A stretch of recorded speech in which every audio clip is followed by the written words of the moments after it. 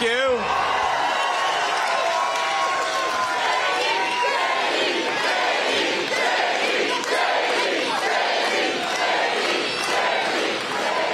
Well, my friends, it's good to be in Waukesha, Wisconsin, and in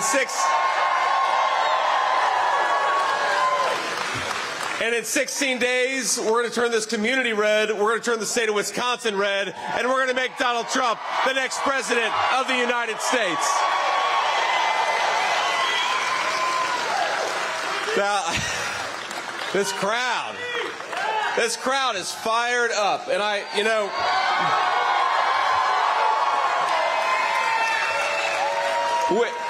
we started out today in Green Bay, Wisconsin, of course.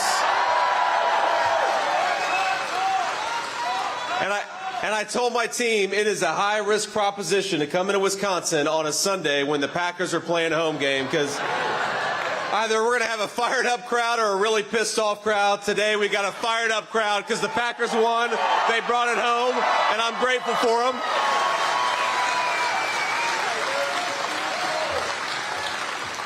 You know, I grew up watching Brett Favre, so even though I'm a Bengals guy, I like the Packers. But in just a couple of weeks, my friends, and I maybe it's sacrilegious to say it, but we've got a more important fight on our hands, and that's to beat Kamala Harris and the Democrats, and that's exactly what all of us are going to do.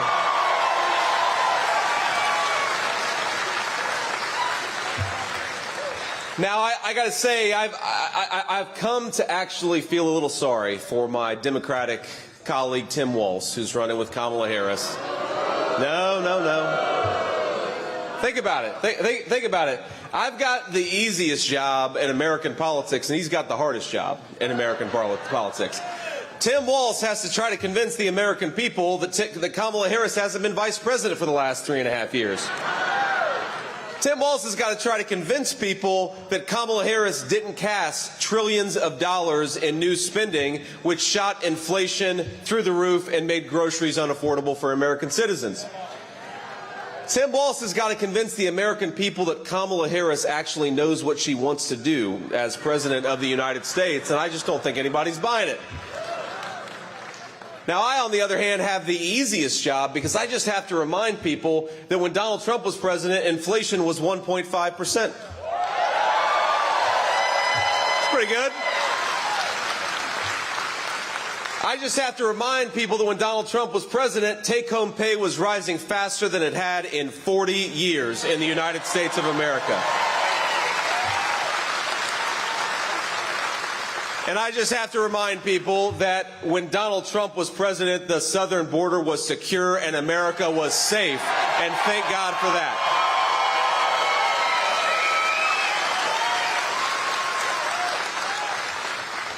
So I know all of you are praying for me, and I know we got a lot of Catholics for Trump. I see the signs here. Thank you, Catholics for Trump. And we got a lot of non-Catholics as well. And I just wanted to say, I know you're praying for me, and I really do appreciate it. I need those prayers every single day. But maybe spare a prayer for Tim Walz, because he's got to defend Kamala Harris, and that's the toughest job in American politics. Now, here's the thing about Kamala Harris, and remember 2 weeks ago, her campaign decided to tear up the script. They were trying to hide Kamala Harris in the basement. And then they decided they were going to give Kamala Harris a lot of softball interviews. And here's the problem, my friends. I know we got a lot of baseball fans in the room. That the problem with a softball interview is you've still got to be able to hit a softball. And every time Kamala Harris opens her mouth during one of these interviews, I think Donald Trump and I pick up about 100,000 new voters. So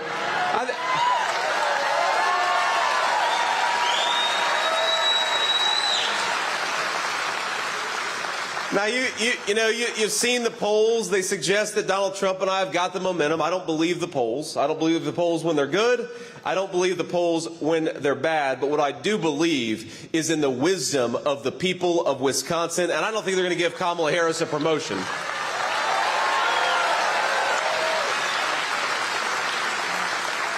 In fact, thanks to Kamala Harris's open border and sky-high grocery prices, I think the people of Wisconsin are going to say to Kamala Harris, you're fired, go back to San Francisco, where you belong.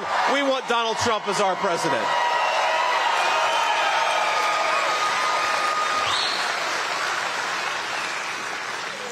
Now, I want to talk particularly to people of faith because I know we've got a lot of Catholics here. And, you know, I don't talk a whole lot about my faith because, you know, sometimes you just talk about other things. You talk about public policy, but I'm certainly a very devout Christian. And I was actually baptized for the first time in 2019. I returned to my faith as a young man. Got baptized. And I say this as a Christian, as a person who was baptized for the first time just a few years ago. There is something really bizarre with Kamala Harris's anti-Christian rhetoric and anti-Christian approach to public policy. I don't think that we've, that's right, Jesus is king, and I don't think that we've seen...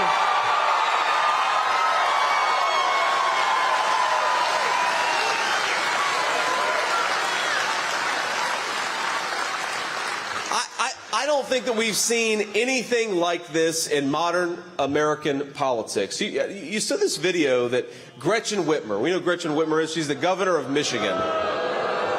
That's right, I agree.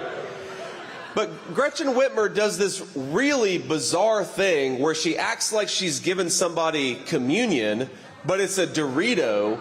And of course, Gretchen Whitmer isn't like a minister of anything except for, you know, a church I don't necessarily want to talk about. But think about how sacrilegious that is. And think about how offensive that is to every person. Frankly, whether you're a person of Christian faith or not, Donald Trump and I are going to fight for your right to live your values because that's what the First Amendment protects.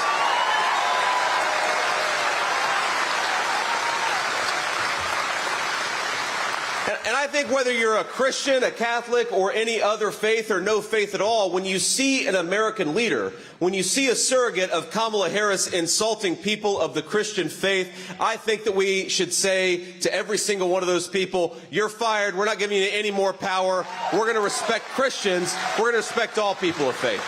And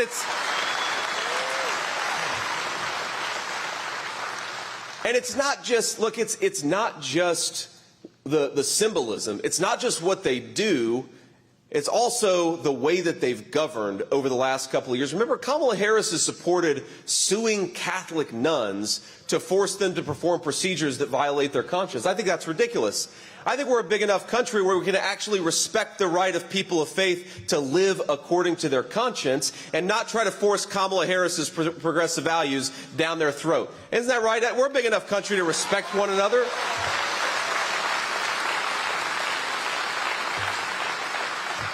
I think we're a big enough country to not ask American taxpayers to fund abortion at 9 months. I think we're a big enough country to say we're not going to fund that crap with American taxpayer dollars. And I think that we're a big enough country to say that whatever your faith, or whether you're a person of no faith at all, we believe in the First Amendment, and that means, most of all, that we are not going to censor you and silence you. We're going to try to persuade you, because that's what American political leaders ought to do with their fellow citizens.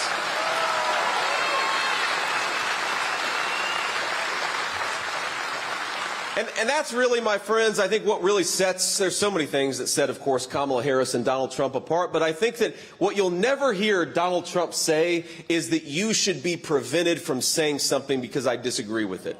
And yet Kamala Harris, every single action that she's taken, everything that she says, she'll often defend, not disagreeing reasonably, not persuading her fellow citizens, but trying to silence her fellow citizens. And I think a person who believes in censorship is not fit to lead the world's greatest constitutional republic.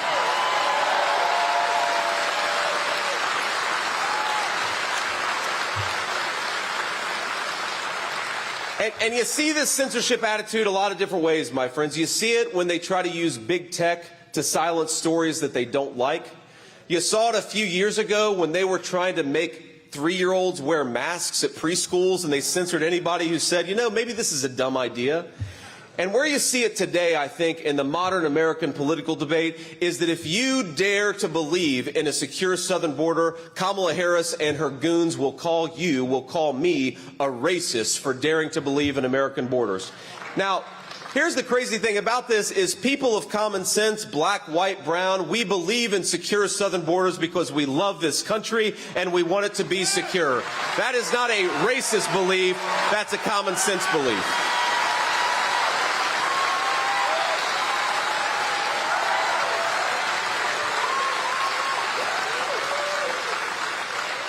But think about what Kamala Harris is really saying. She's really saying if you don't want fentanyl in your communities, then somehow that makes you a racist. If you want security and don't want to import terrorists from 100 countries all over the world, that makes you a bad person. If you want your young families to be able to walk down the street in security and comfort, that makes you a bad person. Kamala Harris, I think the only bad person today in American politics is you. Why don't you try persuading your fellow citizens instead of attacking them and censoring them? And for all of you, Donald Trump and I will fight for your right to speak your mind.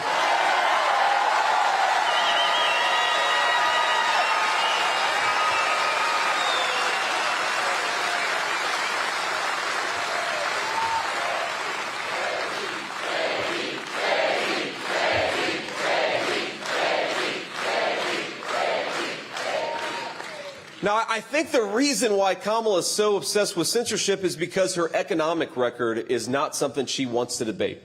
It's why she stands up in front of audiences, and my friends, I'm just too, I'm not shameless enough to be able to do what Kamala Harris does. Well, she'll stand up in front of a crowd and say, on day one, we're going to tackle the affordability crisis affecting American families. Or on day one, we're going to secure the southern border. And I think anybody with an ounce of common sense is saying, Kamala Harris, day one was 1,400 days ago. What the hell have you been doing the whole time?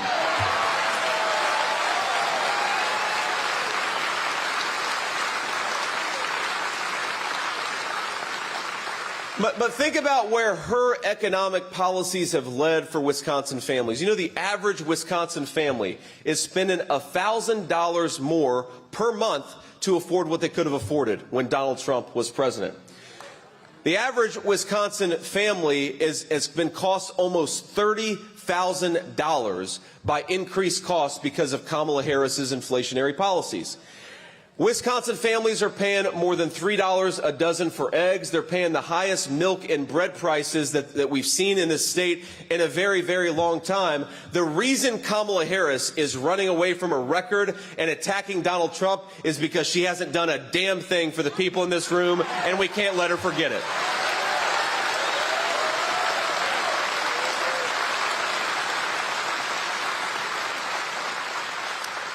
Think about it. What Kamala Harris ought to be doing is saying, well, I did this and I did that and that made your life better, and she can't do these things. She cannot run on her record, so she is running on a dishonesty that she's been nowhere near the Oval Office the last 3.5 years.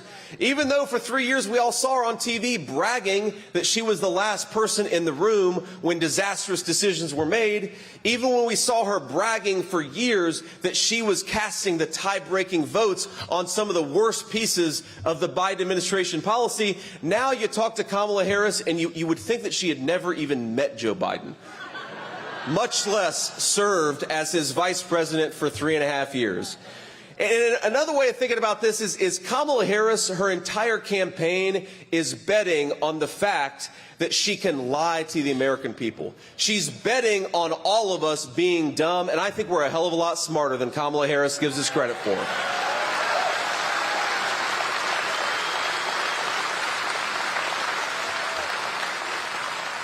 We remember that Kamala Harris cast the tie-breaking vote on trillions of dollars of new spending. We remember that Kamala Harris bragged about opening the American southern border. We remember that Kamala Harris said she was the last person in the room when the disastrous Afghanistan withdrawal, when that decision was made. And I think while Kamala Harris is betting on all of us being, frankly, very dumb, I think in reality, on November the 5th, Wisconsin is going to send her a message. We actually remember. We remember your failures, and we're not going to reward it. We're going to send Donald J. Trump back to the White House where he belongs.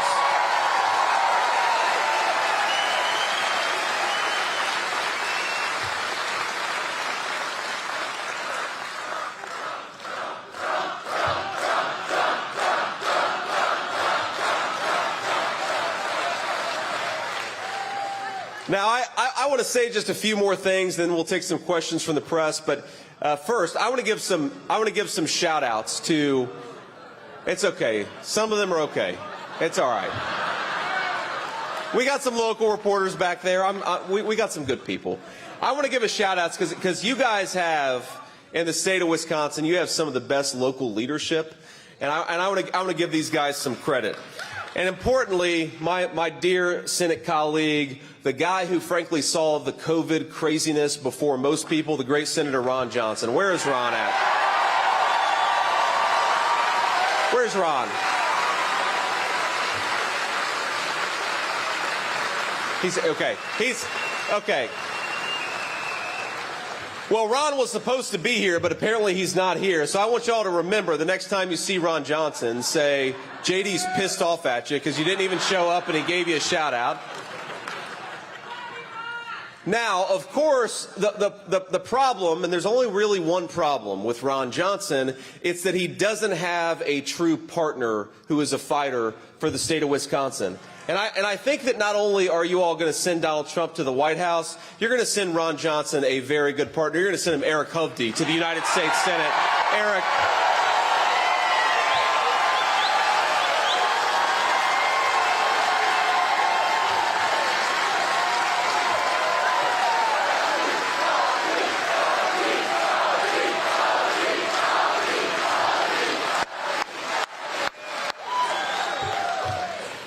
You've also got a great Congressman, Scott Fitzgerald. Scott, please stand up, say hello.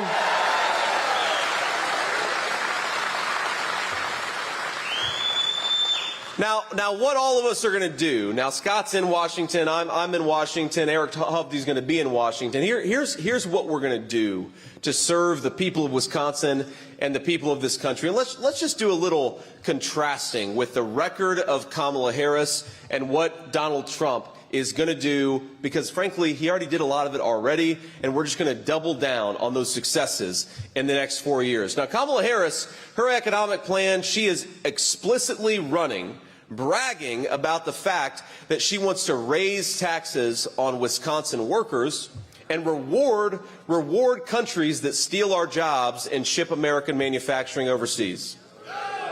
You know what Donald Trump wants to do? He wants to cut taxes for American workers and punish the countries that are stealing our jobs and stealing our industrial base.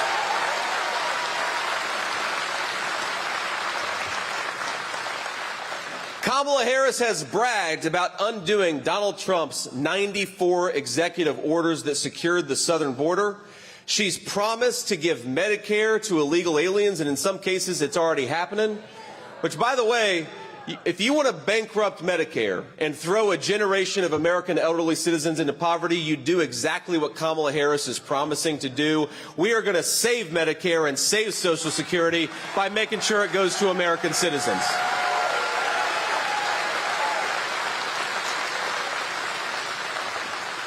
And where Kamala Harris has rolled out the red carpet for illegal aliens, she's given them housing benefits, she's given them health care benefits. She ordered construction companies to stop building the wall.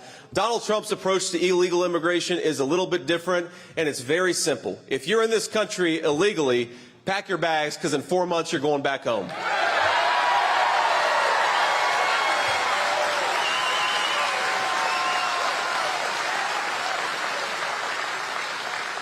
I know Wisconsin has a proud tradition of military service, and we're proud of all of our families that took it upon themselves to serve this country.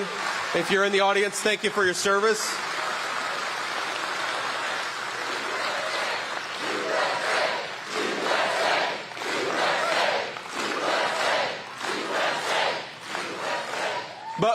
But we know that the most precious resource this country has is the lives of its young people who are willing to put on the uniform to keep us safe. And compare Kamala Harris, we've got a new war, a new hotspot breaking out on seemingly every continent in the world. That's because she's incompetent and doesn't know what she's doing. Donald Trump is the candidate of peace through strength, defending America, protecting the people who serve, and preventing these crazy wars from breaking out all over the country.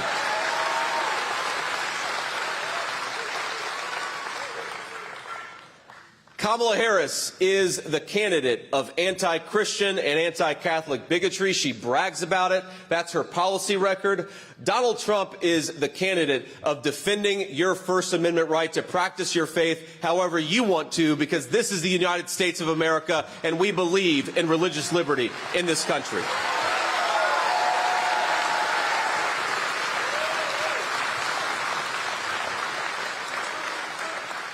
And Kamala Harris is the candidate who would rather buy oil and gas from tin-pot dictators all over the world. Donald Trump is the candidate of drill, baby, drill. We got plenty of it right here in the United States of America. Let's get it from our own people and our own territory.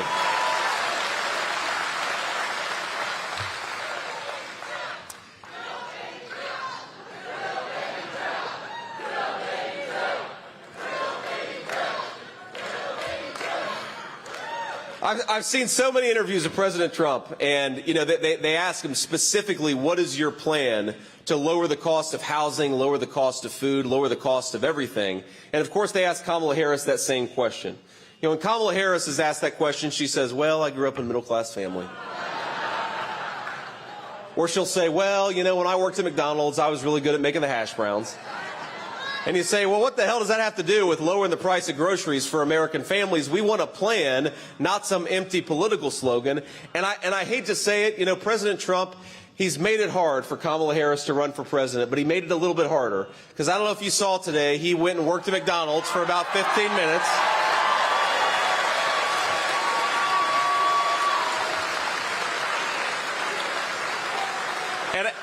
And I caught him on the drive over here, and I said, sir, I think you've worked at McDonald's about 15 minutes longer than Kamala Harris did.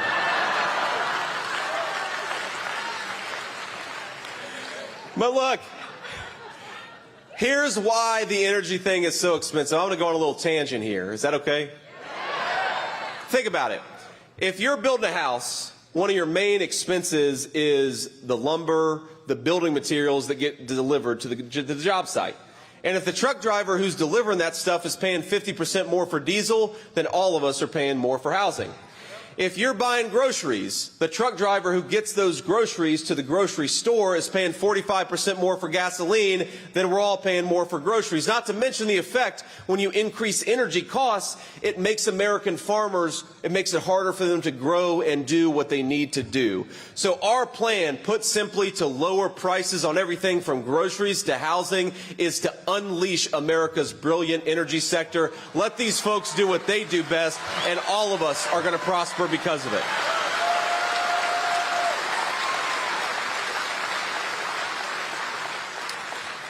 Now, I know Waukesha County was recently forced to declare fentanyl a public health emergency.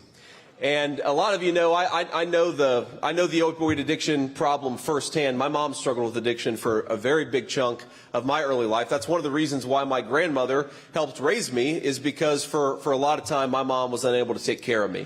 And I want everybody who's dealing with it, whether it's you personally, a friend, or a family member, I do really believe that there is hope in recovery. There is hope on the other side of addiction. My mom's been clean and sober for 10 years, and we're proud of her.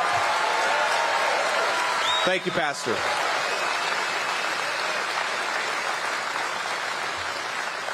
Now that to me is the grace of God, and I know in this room we believe that God sometimes works in mysterious ways, but he does work every single day in the lives of citizens of this state and of this country, and I'm living proof of it, my friends.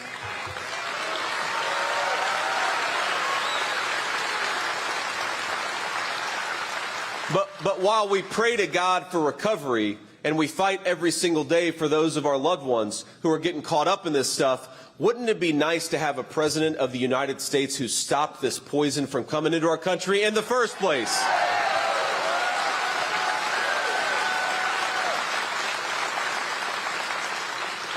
Think about all the second chances, all the moms and dads who never got a second chance with their kids, all of the children who have been orphaned because we have a Vice President, Kamala Harris, who has given free rein to the Mexican drug cartels. Well, Donald Trump is going to take a different approach. We're going to declare war on those Mexican drug cartels and make this country safe for the American citizenry, not for the drug cartels and their disgusting business. One of the craziest thing that's happened to me since I started running for vice president, and there's a lot of crazy stuff that's happened to me since I started running for vice president, is we were in the interdiction room in a small Georgia town, about 50,000 people, called Valdosta, Georgia. And if you've heard Valdosta in the news, it's because it got hit pretty hard by Hurricane Helene, and luckily they're starting to build out and to recover. But I was there before the hurricane hit. And I go into this drug interdiction room, and I'm looking, and it's, by the way, it's not just drugs, because the drug cartels, one of their biggest businesses is illegal guns. So a lot of the most violent crimes that are committed by the most hardened criminals, they're getting their guns illegally. Now, I think we ought to stop that and protect the Second Amendment rights for law-abiding American citizens. Kamala Harris wants to take everybody's guns and reward the drug cartels. That seems to get it in reverse order to me. But aside from the guns, you see just all kinds of drugs. You know, bags of marijuana, there's meth, there's pills, there's THC, and of course there's fentanyl. And you know, I asked these sheriffs, I said, well, there's something here that's just out of place.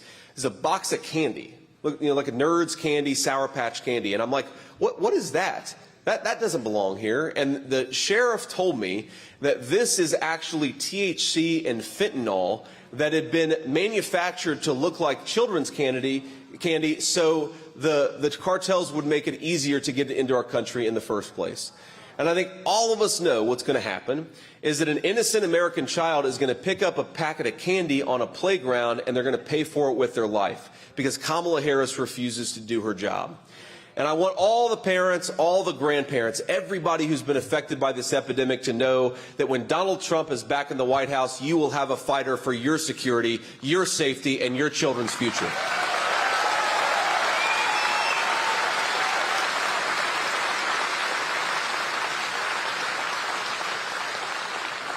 And you also have a fighter who's going to make it easier to afford the American dream again. We've got young people. I see a lot of young people in this room, and I'm sure a lot of you would love to be able to buy a home, start a family, but the American dream of homeownership has gotten out of reach in Kamala Harris's America. A lot of folks don't believe that they can afford groceries because they can't. A lot of folks can't afford the basic necessities of life, and when Donald Trump is back in the White House, we're going to make the American dream affordable again. We're going to fight for you to be able to afford a good life.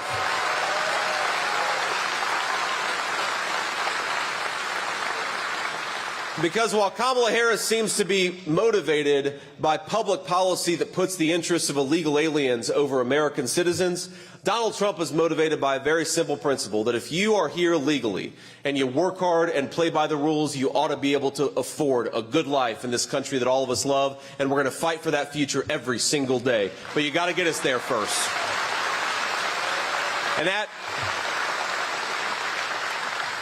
And that brings me to my final point. I want to make sure I get this website right. I'm going to read it off. SwampTheVoteUSA.com. Everybody go to SwampTheVoteUSA.com. Here's the thing. I'm telling you, and this is not me BSing you. I've been in this campaign for 3 months, but look, you know when there's a campaign that's going well, and you know that there's a campaign that's going poorly, and right now the Trump campaign is going very, very well, my friends. We've got the momentum. We've got everything we need.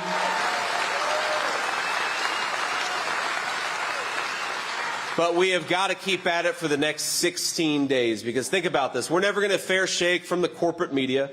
We're never going to get a fair shake from Kamala Harris and her lying surrogates. What we do have is the power of every single person in this room.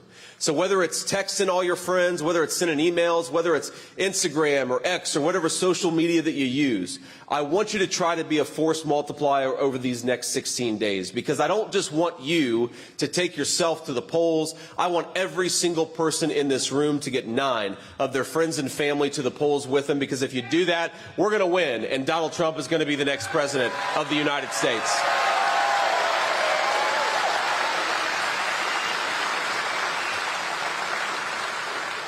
The country depends on it. The country cannot have 4 more years of disastrous Kamala Harris. We need 4 more years of the candidate of peace and prosperity. Let's get Donald Trump into office, my friends. Let's do it together. God bless you, Wisconsin. Thank you for having me. I love being here.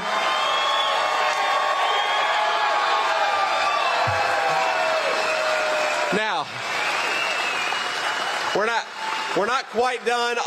Let me try to take 3 or 4 questions. Let's start with the local media if we can, and then we'll move on to the national folks if there's time. Was that to me or to them? First question. Hi, Mr. Vance. This is Kelly Milan with Spectrum News 1 Milwaukee. Thanks for taking questions. Mr. Vance, how does the Catholics for Trump campaign factor into your broader strategy for winning key battleground states like Wisconsin? Well, it's a good question. I'm glad you asked it. I think, look, obviously, every person in this country, if they're here legally, their vote matters. But there are a lot of Catholics as a group. There are a lot of Catholics who I think rightfully feel abandoned by Joe Biden and Kamala Harris's leadership, and they're just looking for somebody to protect their rights and make this country an affordable and decent place to raise a family. And that's all. I think that's true of a lot of Catholics. It's true of non-Catholics too. But we cannot have an American government that is persecuting Christians for living their faith. We should be rewarding people and encouraging people to live their faith. We believe.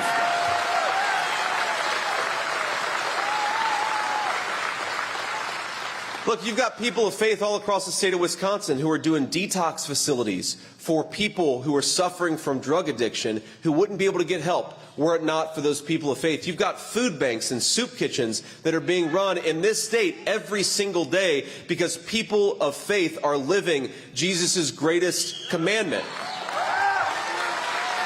which is to love your neighbor as you love yourself. We have people, we have Christian families that are raising children, and we want them to be able to raise their children as they see fit without having a federal government that is trying to attack their faith. We have Christian organizations that are helping people with daycare and childcare. Why is it that Kamala Harris seems to think that Christians are a bigger threat to this country than the Mexican drug cartels that she has let run rampant all over this country? It's a disgrace.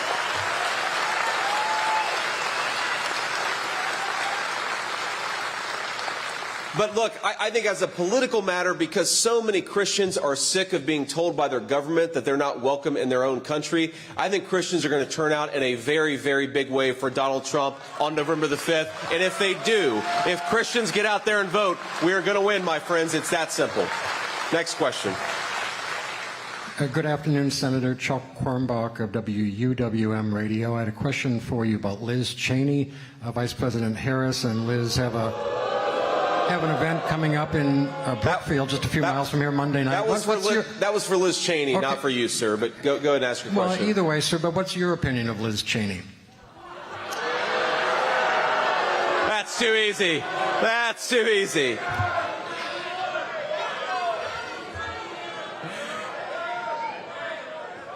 My opinion of Liz Cheney is low. Is that good enough?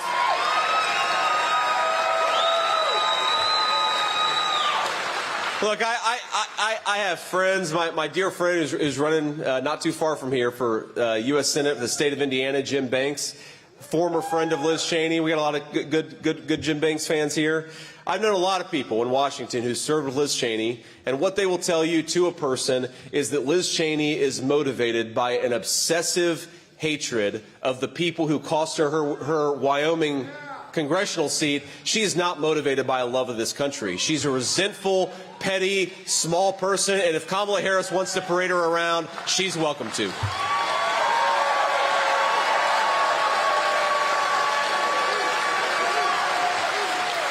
One more thing about that is think of the big tent common sense team that Donald Trump has assembled. On the right, you've got folks like Georgia Governor Brian Kemp, Nikki Haley. On the left, you've got folks like Tulsi Gabbard and Bobby Kennedy.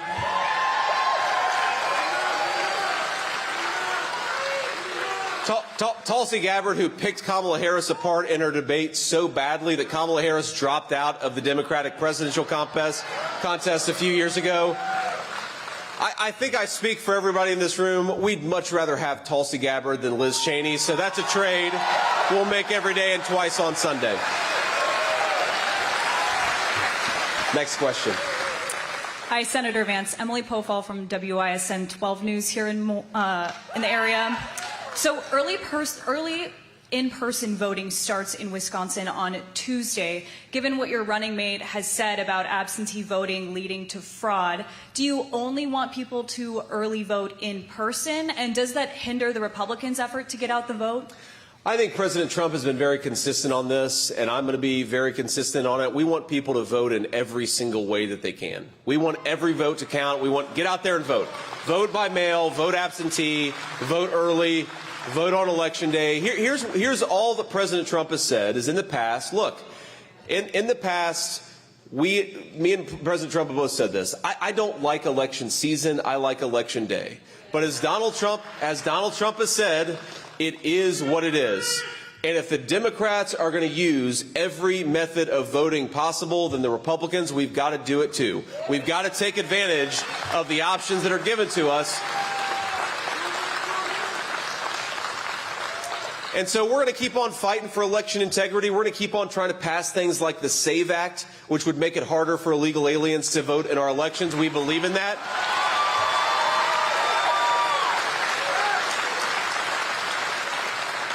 But while we fight for every legal ballot to count, we are also going to encourage every single person, if you are sick of the BS from Kamala Harris and just want to get back to common sense, vote however you want to vote, but make sure you get out there and vote because we need it to win this election.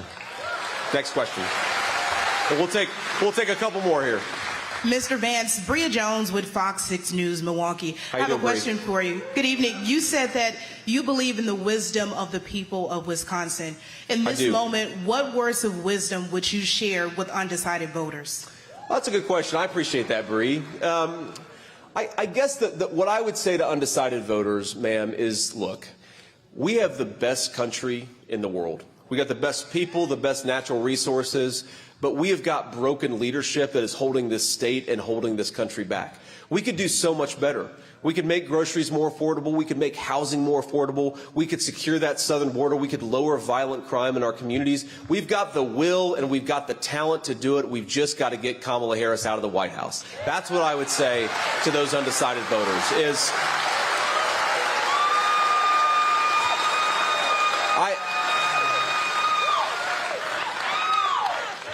She agrees with me, though I don't think you're undecided. I think that there are a lot of people, I think, who probably are looking to the future like I did when I was a 17-year-old kid, which is they're worried about paying for the things they got to pay for. They're worried about whether they're going to be able to make ends meet. They're worried an emergency medical bill could bankrupt them and ruin them financially. But they're also fundamentally hopeful because they believe in the promise of this country. I think the best way for America's promise to become more and more fully realized is to fix the broken leadership in Washington and get Donald Trump back in the White House. I really believe that. That's why I'm running to help him.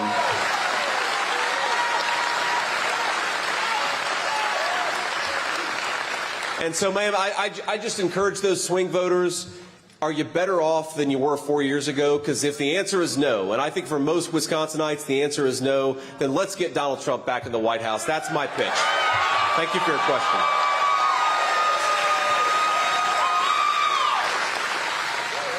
Yes, sir. Hi, Senator. Simon Levy in New York Times. Democrats have begun attacking Jill Stein, the third-party Green Party candidate, because she sought help from Republicans in her campaign efforts.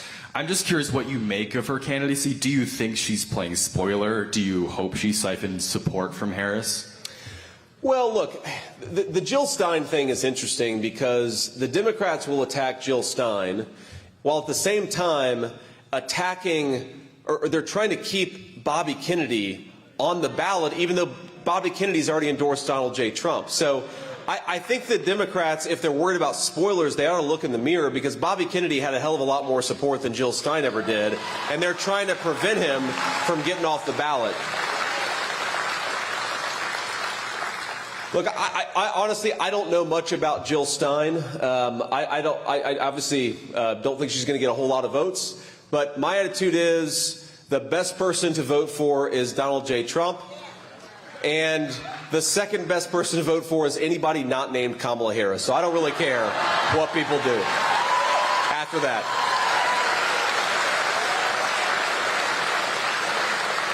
All right.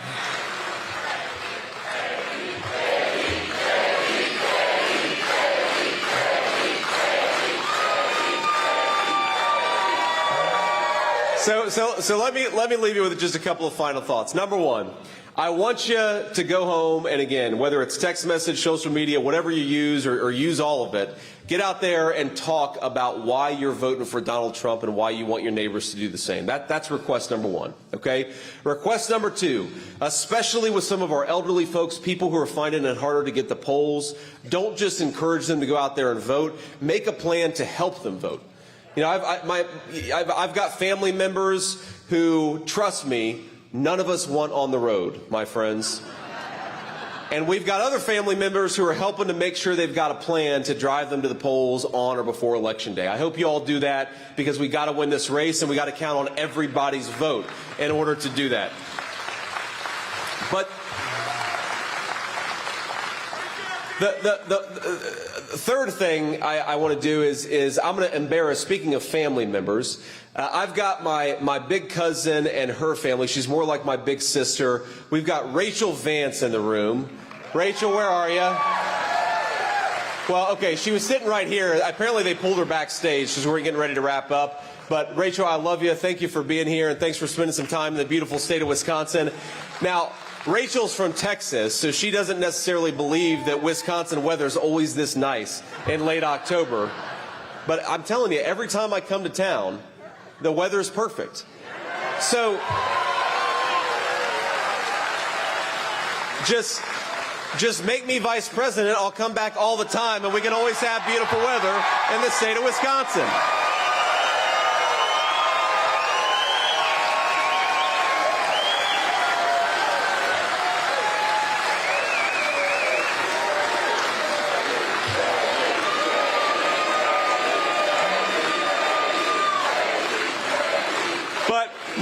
My final thought, my friends, is this. We have a country to save. And when we say that, it's not just about beating the Democrats, as much as it's going to be fun to beat Kamala Harris in just a couple of weeks. It's about giving the American people the kind of government that is going to deliver better prosperity, that's going to make groceries more affordable, that's going to secure that southern border. We've got 16 days to give the American people a government that is fit to lead this great nation. Let's go get it done. God bless you. Thank you, Wisconsin. We'll see you soon.